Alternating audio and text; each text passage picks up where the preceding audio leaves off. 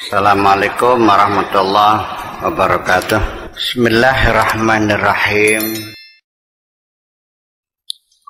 Di penghujungnya akhirnya hidayah Allah yang menentukan. Ya.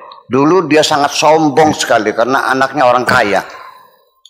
Sawahnya ratusan hektar. Kayak apa sombongnya itu? Jagoan lah. Ya. Logika kita, ketika sumber kesombongan itu runtuh, maka kesombongannya juga runtuh dong. Bapaknya udah mati, hartanya udah habis, tapi sombongnya masih ada. Semuanya nggak hilang gitu. Jadi orang sombong itu tidak mesti harus kaya raya. Tukang beca sombong nggak? Bisa jadi. Sombong juga. Dan saya bukan katanya, karena semua yang terjadi saya rekam. Saya inventarisir semua peristiwa itu menjadi satu khazanah keilmuan saya. Saya mau cerita.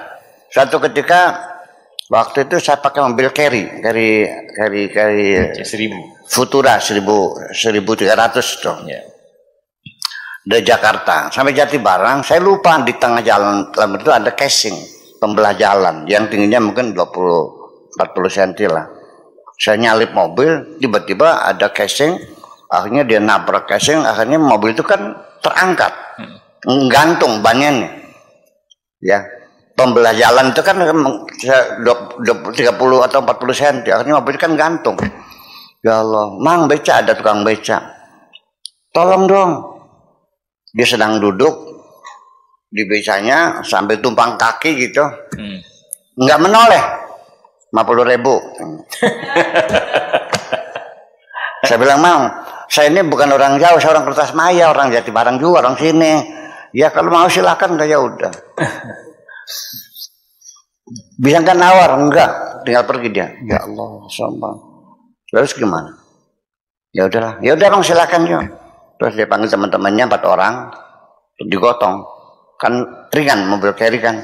Cekrek, nih 50.000. Kok begitu? Sombong nggak tuh? Sombong. Tukang beca pinter nggak? Enggak kan? Kaya nggak? Enggak. Sombong itu ada. Kalau dia kaya, punya harta triliun, melebihi Fir'aun, misalnya begitu. Jadi iya, jadi dalam diri kita ini kesombongan itu selalu ada. Sampai ukurannya sampai seberat atom pun terdeteksi oleh Tuhan. Iya, makanya saya mengatakan bahwa la yadkhulu ahadukum al-jannata, tidak akan bisa siapapun masuk surga. Maka fi qalbihi mithqalu habatin minal kibriya, apabila dalam hatinya menyimpan rasa sombong seberat atom itu 0,00 berapa? Iya, ya sama 9 pangkat minus 25. Iya, nolnya 25. Nggak bisa diukur saking kecilnya tuh. Itu terdeteksi. Kesombongan itu selalu muncul. Jadi artinya bagaimana tuh memiliki kesombongan? Ada memang dan banyak terjadi. Orang dulu waktu masih cantik jelita malu boro-boro disapa aja, mana neng? Gitu ngejawab kok, nggak level loh katanya. Iya. Nah sekarang udah tua, udah giginya 2, masih ganjen nggak? Enggak. Iya kan? Banyak orang dulunya kaya sombong belagu, sekarang sudah jatuh miskin, udah bahasan juga pakai bebasan kalau mau inggil. Iya. Yang dulunya koplok, kirik, cemera kan gitu. Sekarang jadi miskin, nah udah baik-baik aja. Itu banyak, alhamdulillah. Itu juga hidayah. Itu juga sebagai dulu pejabat. Soalnya kalau ngomong nih, masa depanmu ada di ujung penaku ini. Masya Allah. Masa depanmu, hidup dan matimu ada di tanganku. Seperti sama melebihi Fir'aun lagi. Setelah ditangkap KPK, apa yang terjadi? Udah menundukkan. Selesai, habis. Nah, jadi saya berharap mudah-mudahan Pak Noval jangan sampai kita keburu ditampar oleh Tuhan dulu untuk menghapuskan kesombongan kita. Lebih baik kita berpikir mendalam, memperbaiki diri bahwa tidak ada beda aku dengan siapapun, sama-sama makhluk Allah semuanya. Kita punya kekurangan, punya kelebihan, dan kelebihan apapun yang kita miliki sifatnya sementara. Saya kira mungkin itulah. Orang tidak akan sombong kalau dia masih meyakini bahwa hartanya kapan-kapan bisa hilang.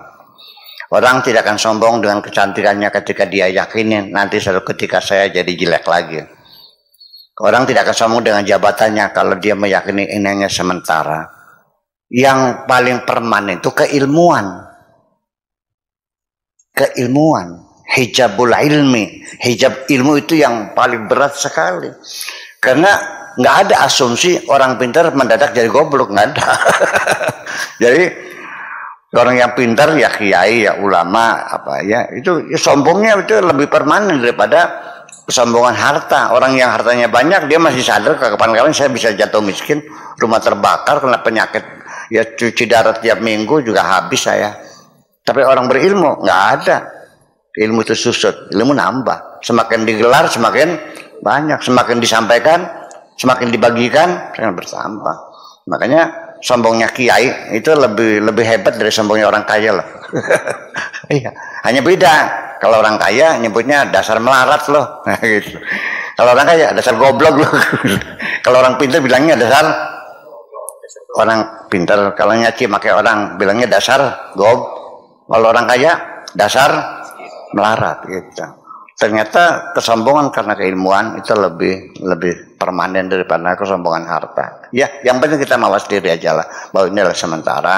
Dan yang penting bahwa sebabnya kita itu sombong karena kita merasa kita berjasa, belajar, rajin. Kita merasa berjasa karena usaha banting tulang peras keringat.